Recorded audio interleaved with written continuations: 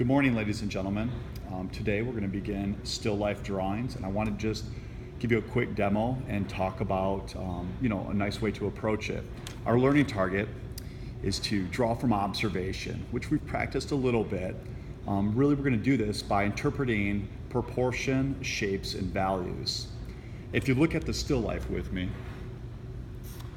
it's going to be kind of far away in the video, but there's a lot of objects there. I think the very first thing you can do to simplify your life is to zero in on one part of it. And that's why we've created a viewfinder and played around with that a little bit. I'm going to focus just on what's closest to me, which ends up being the kind of the corner of the table. The other part that I want you to think about while you're creating a still life is to try to fill up your paper and just simplify your life a little bit. I'm looking at the wine bottle, the closest to me, and the little cylinder shape and kind of the cardboard there. As is the case with drawing from observation, it doesn't matter what you're drawing, you should be looking at what you're drawing 80% of the time. So I know that you're going to be looking at what I'm drawing more than the still life itself. But if you could see me, you would see my eyes are looking forward at the still life, at what I'm drawing most of the time. My objects right now I'm drawing very small because I don't have a lot of room on my paper, and I want to kind of give you an overview.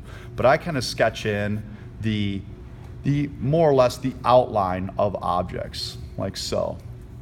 I stopped here because I have a little bit of overlapping with the cylinder sitting somewhat in front of the bottle. So I know it's going to look something like this. And I just kind of get an overview here.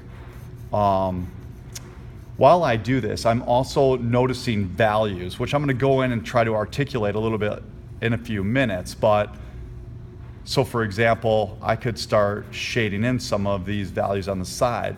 Right now, I want you to begin very loose and expressive. Most of you will be holding your pencil like this. I kind of go back and forth between this and holding it this way to get a lot of values in there, because I can use the edge of my pencil and using the tip of my pencil to get obviously more defined lines. But again, this is somewhat of an overview.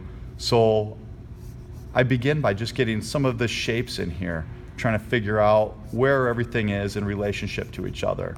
And once I do that, I can go back in and, as I said, add more detail.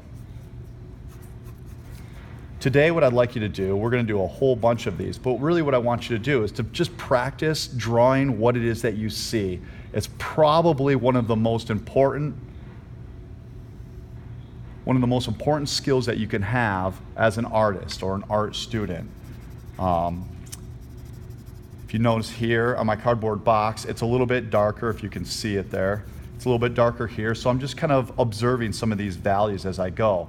Now my eye jumped down here at the bottle and I start to see some of these shadows. So I'm going to start putting these in a little bit. And I could go on and on. Now generally speaking, this is still pretty small. If you want to narrow your focus even more, you could approach it. I turn my paper, you see, the other way, which would be perfectly acceptable. And if you want to give yourself just a little bit more, if you want to simplify your life even more, I'm drawing the exact same thing, but now here I am blowing it up a bit, which is absolutely fine. In this case, my lines have to go off the page because I can't really see the top of that bottle, but I'm approaching things the same way. See the top of this cylinder. I can bring it down like this and start roughing in some of these shapes.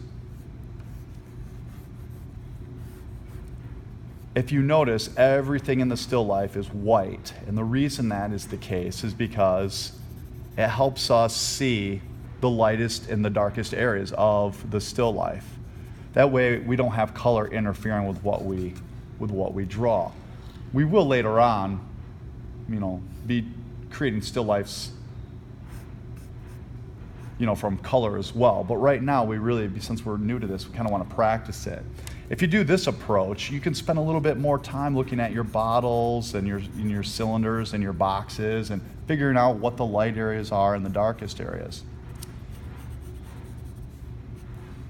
So when you begin, you can do it a couple of different ways. You can start small and try to take in a few more objects, or you can go bigger. This is probably the easiest road to success, so I would suggest you do this. In either case, you want to fill up the space of the paper, which is small right now, but we're also going to vary sizes.